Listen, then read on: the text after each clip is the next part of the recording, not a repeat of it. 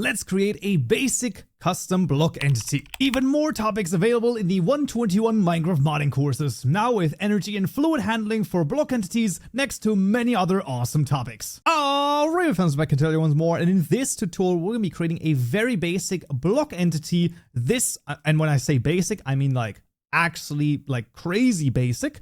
And the idea of the block entity tutorials coming basically, you know, in the next couple of days and weeks is that I wanted to have a completely basic custom block entity, which hopefully, as you can see by the length of this video, isn't too involved. And then we're going to add in the next tutorial the block entity renderer, just so that it, you know, displays a little bit nicer. And then after that, we're going to add an inventory to it so that you have it in chunks. And then after that, right, so that after we've sort of finished the basic block entity in like 3 or 4 tutorials, then after that, we are going to have a full tutorial on a block entity that can also craft something, right? But that's, like I said, in a separate tutorial, which is probably going to be like 50 minutes long. That's just how long these things take.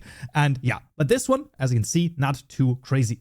Now, for a block entity, first of all, what is even a block entity, right? That's the first question that people might ask. And the idea is that if you have a furnace, if you have a crafting table is actually not a block entity, but if you have a furnace, if you have a what other block entities are there in vanilla? Well, let's just take a look. Press shift twice and we're going to look at the block entity class. So block entity include non-project items, and we're just going to go into this and we're going to see where this is used. We can see the banner block, apparently it's a block entity, the beehive, the bell, the campfire block, of course, that makes a lot of sense. So there's quite a few blocks that are block entities, or these are the block entities that exist. Now, like I said, for our purposes, you know, something like the base container, and then we have the abstract furnace, and then the furnace. These are sort of the things that are most interesting to me in this case. However, as always, I highly recommend you take a look at the vanilla classes to draw inspiration from and things like that. First things first, what are we going to need? Well, of course, we're going to need a custom block. Now, we already have quite a few custom blocks over here, obviously. However, the question is, which one are we going to take? And we're going to take a completely new one. Like we could, of course, you know, maybe create the chair and do something with that. No, we're going to make a new one, and that's going to be the pedestal. Now, the pedestal will also have a custom block shape. So it's going to be kind of like the chair, as in that it's going to have a custom voxel shape and also have a custom block model. However, that has nothing to do with the block entity sort of functionality to it. Those are independent of each other, right? Anyway, in our block custom package, we're going to make a new Java class called the pedestal block over here. Now, this one will extend from the base entity block, very important, and we're going to hover over this to implement the 2 methods we need. Hover over this again, create constructor mashing super. We're going to make the constructor public, and then we are going to need 2 things. The first one, I will copy over, this is the shape. This is, like I said, the same thing that we've done in the chair, right? So for a custom block model, we have a shape, and of course, we have the get shape method, which we're overriding, and we're simply returning that shape. That's all already sort of determined, right? I've already calculated this. This shouldn't be anything too crazy. If you've seen the custom block model tutorial, there you go. Similarly, another thing that we have is the codec, which is going to be very straightforward as well. It's simply a public static final map codec of type pedestal block. In this case, I'm going to call this codec equal to a simple codec of pedestal block : new. And that one we can simply return in the codec method over here, not C, but actually codec. There we go. And there we have it. And then we get to the crazy things concerning the block entity. The first thing that is super important is to override the get render shape method. And here we need to return the render shape of a model. If we don't do this, then the actual block itself is going to be invisible. So that is why it's so important that we do this. Otherwise, our block is going to be invisible. There you go. Now we have this, then we can proceed with sort of the normal stuff. Let's actually just do the following. This is all going to be block entity stuff, right? So everything below this, more or less, is going to be block entity stuff. So the first thing that we have here, you can see, is the new block entity method, which needs a block entity to be returned. Now, we don't have this yet because we haven't created the block entity.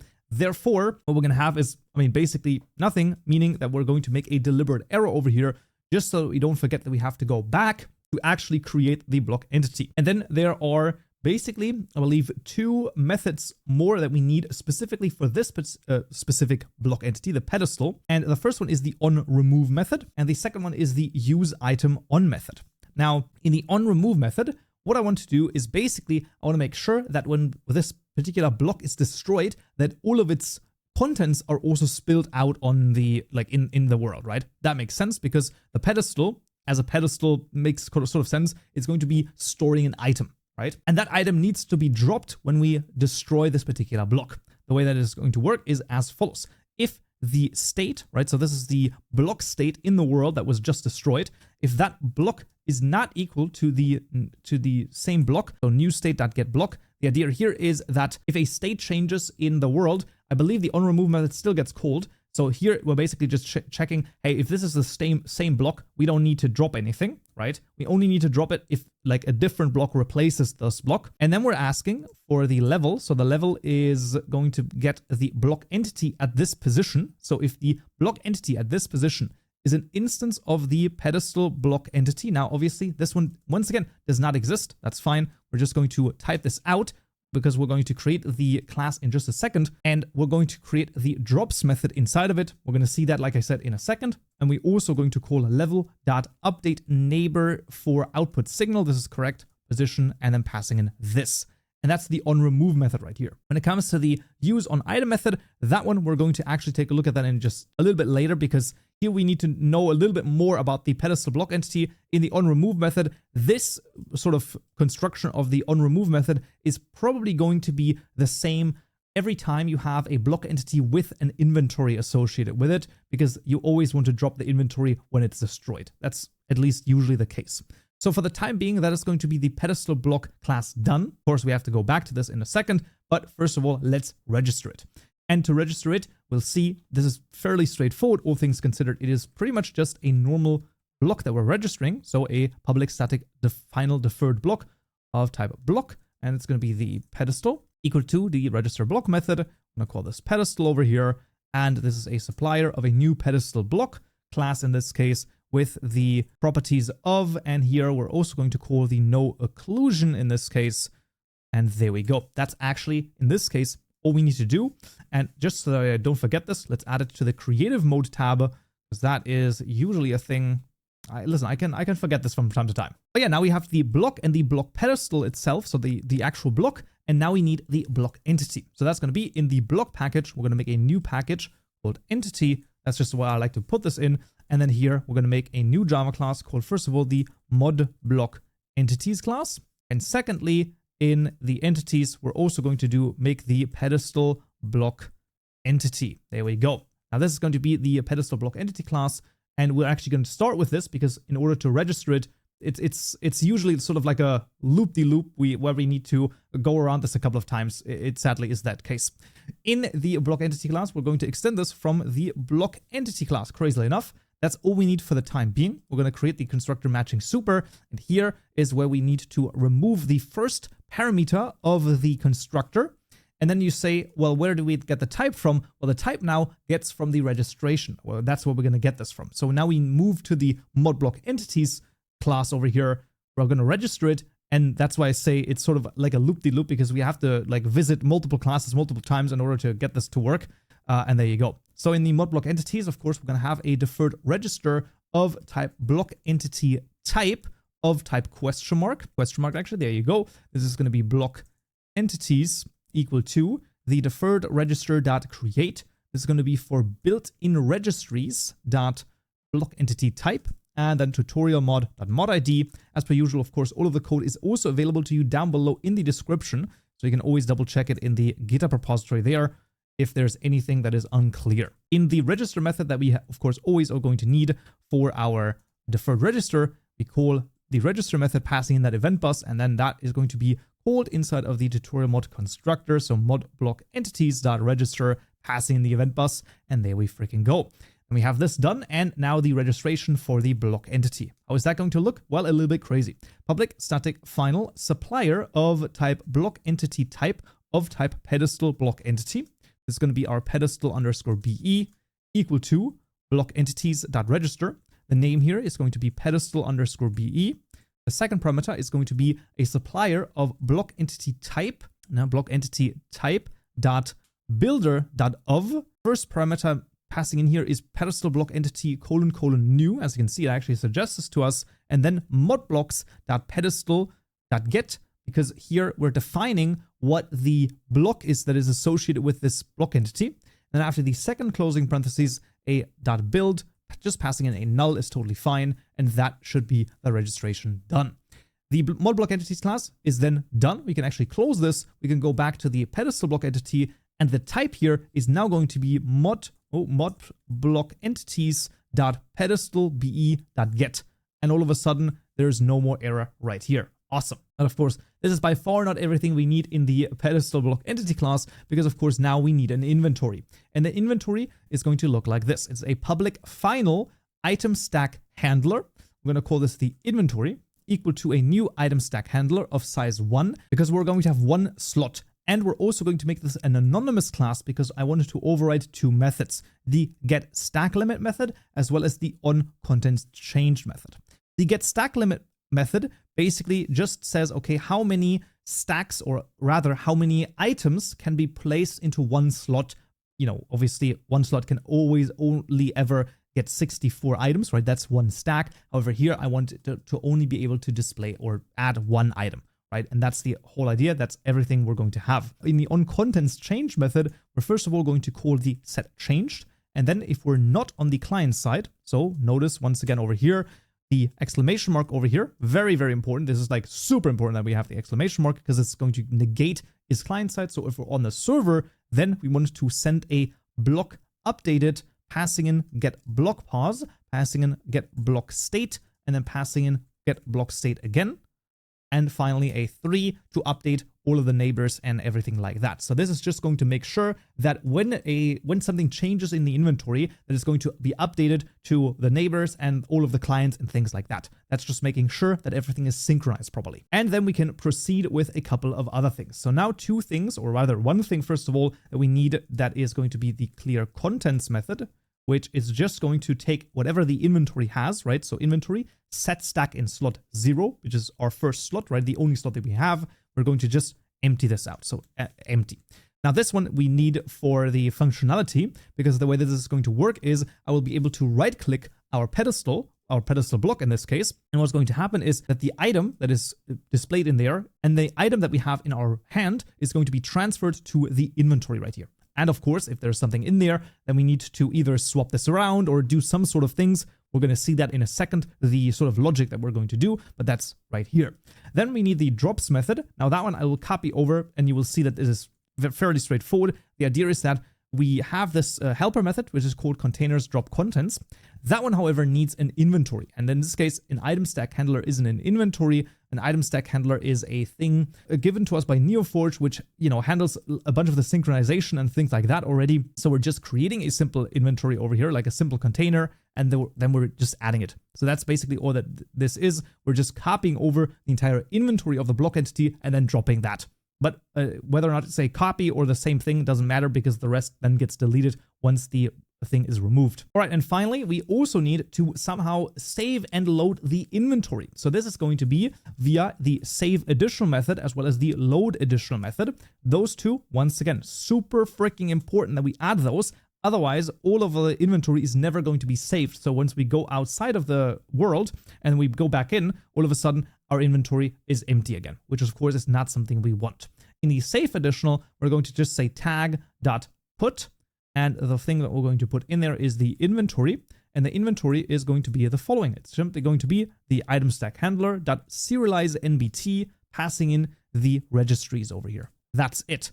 Same thing in the load, very straightforward. This is going to be inventory.deserialize NBT, passing in the registries, and the second thing is passing in the tag.getCompound, and the compound here is the inventory. And that is going to load and save the inventory. So all of the items, in this case, obviously only one item, one slot in this case, that is going to be saving, but that's it. That's going to be awesome. And that actually, in this instance, is everything that we're going to need for our custom block entity. Like I said, this just saves some additional data here in this case and has an inventory. So then we go back to the pedestal block where we can import the pedestal block entity class, and then finally, well, sort of finish the use item on method. That one, of course, is the method that gets called, or it is called, when you right click this particular block. Now the question is, first and foremost, we need to sort of ask a few questions. If level.getBlockEntity at this position is instance of the pedestal block entity. We're immediately going to cast this. That's just going to make our lives a little bit easier. And then we need to sort of think about this. So if the block entity is empty and we have a stack inside of our hand, then we of course want to transfer this stack, right? So we can say if pedestal block entity .inventory .get stack in slot 0, which is our only slot, if that is empty, right? And whatever we're right clicking with is not empty, right? So we're right clicking with something, right? And that would be our stack, which is actually the first parameter over here. So we can simply say stack.isNotEmpty, right? Once again, notice the exclamation mark over here that we're saying it is not empty, meaning that we have right-clicked with some item. If that's the case, then we're simply going to say pedestal block entity.inventory.insert item. So we're going to insert the item at slot 0. The item that we're inserting is stack.copy. So we're going to copy the stack and we're not going to simulate this, meaning that it's actually going to happen. We will also then say stack.shrink by 1 because the idea is we've copied over the stack over here, and here we're shrinking it by 1 because this is not actually the same stack that we've inserted.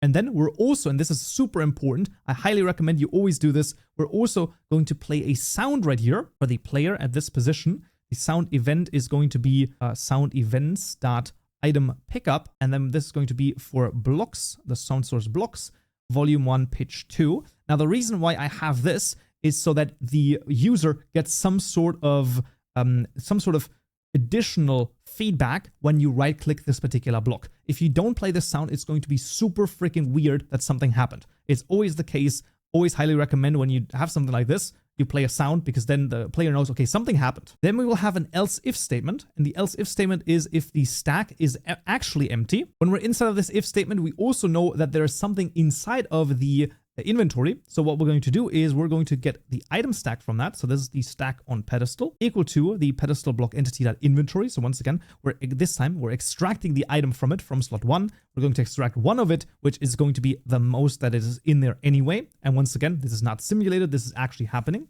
Then we will say the player dot set item in hand is going to be for the main hand in this case. And it's going to be the stack on inventory, stack on pedestal. Sorry, there we go. Stack on pedestal. We're then also going to say that the pedestal block entity is going to clear its contents. That's where the clear contents method comes in. And then once again, I wanted to play the same sound over here, but with a pitch of 1. So it's going to sound a little bit different. And lastly here, inside of the method, we're going to return the success over here, regardless of what happens. And there we go. Now, when it comes to the logic over here, of course, you could change this logic however you'd want.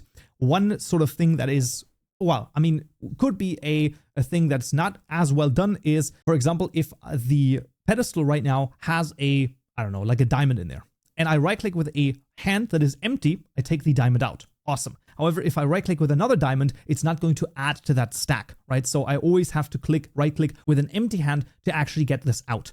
This is something that obviously you can always change, and I highly recommend get this to work once, just like we've defined it over here, and then just play around with this however which way you like. I highly recommend you do so because that is going to be the best place or best way to learn more and how everything here fits together, basically. With that said, we're not 100% done yet. So in terms of the code, this is everything we need. But of course, we still need a couple of other things, and that's going to be in the assets. First of all, of course, block states. So all of the JSON files will be done manually. I will be copying those over. However, those are all available to you down below in the description. And also you can see the block states JSON file. I mean, once again, literally the simplest thing ever. The block model JSON file, obviously a little more complicated, as this is once again made with Blockbench over here. Once again, this also available down below for download. And then the item model JSON file is once again just a super simple one. And lastly, the texture, and the texture is going to be in the block one, I believe. Yes, it is textures block over here, which is the pedestal. So all of those are going to be available to you. And lastly, the translation, also nothing too crazy over here. And I believe this should be everything that we're going to need, because we have no, no menu, no things like that. So that is going to be the simple block entity. What is happening here? Well, of course, we have a new block entity still to make. Well, good thing that we've made this a deliberate error. That's why I said to do this. Here, it is super simple though. New pedestal block entity, passing in the block position, passing in the block state, and that is it. All of a sudden, everything looks fine. Everything should work. over here. We don't need to run the data because we don't have any data gen in this case. So let's jump into the game and see if it works. All right, fans, we're back in Minecraft and let's take a freaking look. We have the pedestal right freaking here and you can see it looks absolutely amazing. Now, let's just take a look, right? So if I take a magic block and I right click, well, you see the magic block has gone and we heard the sound. I hope you heard the sound. If not, we're gonna, push it up and post a little bit. But now when I right click, I can also take the magic block out again. Now, obviously, the only thing that happens is the sound and there's no visual, there's nothing, right? I can't open an inventory, nothing like that. If I were to just, let's say I put a creeper egg in here and I take another one and I put a radish seed in here, right? And now we have a radish seed in there, a magic block in there, a creeper egg in here, and I go out and I go back into the world, right? You might say, oh, what the frick is happening? Well, I can get the radish seed out over here. Absolutely no issue. I can't. Now you can see that it actually pushed the radish seed in there, which is very interesting. So as you can very clearly see, something is amiss. So something is not quite happening because apparently I was able, after the loading, to put something else in there, right? So that is definitely a weird thing. Now, I believe I know why this is the case, because the synchronization is a little bit off. We have 2 more methods to add in the block entity, and let's just see if that would fix it. So, right, once again, the issue right now is here, I can't put anything in, I can't put anything in, I can't put anything in, because there's something in there already. However, if I reload the world, right, all of a sudden, I'm able to put another radish seed in there, and all of a sudden, I'm able to, get rid of the radish seed. That's not what we want. So let's take a look at how we can fix that. I don't know if this was an issue before in my testing of the pedestal block entity. The thing about it is that it gets quite complicated because there's like a couple of, a lot of different sort of permutations of tests that you can do. But what I want to do is in the pedestal block entity, we're going to add 2 more methods, the get update packet method, as well as the get update method over here. Now, in the get update packet method, we're going to return client bound block entity data packet.create, passing in this. And in the get update tag method, we're going to return the save without metadata, passing in the p registries. Super simple, nothing too crazy. And I'm hoping that that actually fixes the synchronization issue when we reload the world. So let's take a look. All right, I'm back in the game and we're just going to have completely new ones just for the sake of argument so that we know that these are definitely empty. And we're going to add, well, we add nothing here. We add the radish here. We add the magic block here. We add the diamond here. And then we're going to save and reload and see if we can't, well, get the same thing to happen again. So if I were to right click with a diamond here, you can see all of a sudden I cannot actually add it here because there's something in there already, and then I can take it out. So those 3 methods absolutely fix the synchronization issue, and there we go. Now, obviously, what you'll say is that this is all fine and well, but what is a pedestal without it displaying anything? Well, hell, I think that's going to be something for the next tutorial. Indeed, that's going to be it for this tutorial right here. You can see it's still quite involved, even though it was a basic block entity. I don't know how else to tell you this, but block entities are just, quite complicated. It is what it is. But regardless of that, that's going to be it for this tutorial right here. Next time in this video, we'll talk about block entity renderers, and we're going to finally display that item there on the pedestal. Hope to see you there. So, yeah.